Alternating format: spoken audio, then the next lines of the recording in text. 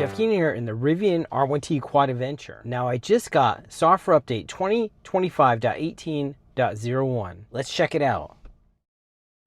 The big new security feature is multi-factor drive. You enable it under the security section of the app. Once multi-factor is enabled, every driver will have to put in a time-based security code when they put the vehicle in drive. You'll also get a pop-up notification on the Rivian app to automatically approve the drive.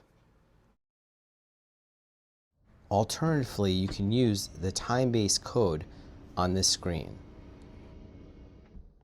And you can get that code from the security section of the Rivian app. Okay, so there's a whole new energy app now, which shows energy use when driving and parked. And you can see it breaks it down to climate, outlets, and driving. And it has these little gear guard emotes here that you can change if you tap on them. Now this is really useful information. On my recent camping trip, I set a trip meter before I left, and when I got back, the efficiency was way less than I expected because it was sitting for 3 days with the outlets enabled, and it was including that in the miles per kilowatt hour calculation. Now we can clearly see the breakdown of what's using the most power. And you see I've been parked here for a few minutes now with the climate running, and you can see that the majority is the climate. The outlets are just a little bit. And you can switch it between miles and kilowatt hours, which is more useful if you ask me. I left the outlets on overnight with my refrigerator connected. You can see it used 2.7 kilowatt hours.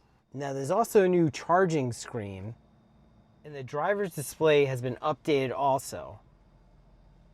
And it also has this display off to the side that shows where the power is going while it's charging. So 0.1 kilowatt hour going into the battery.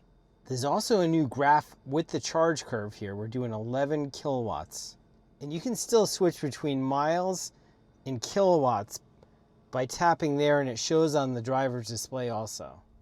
Now we have the option to manually precondition for DC fast charging. I love the new energy monitor. It's a pretty big revamp. Now there's also been some DC fast charging speed improvements with the Max Pack for both Gen 1 and Gen 2. The Max Pack had a slightly different battery chemistry than the original large pack, and it never seemed to charge quite as well.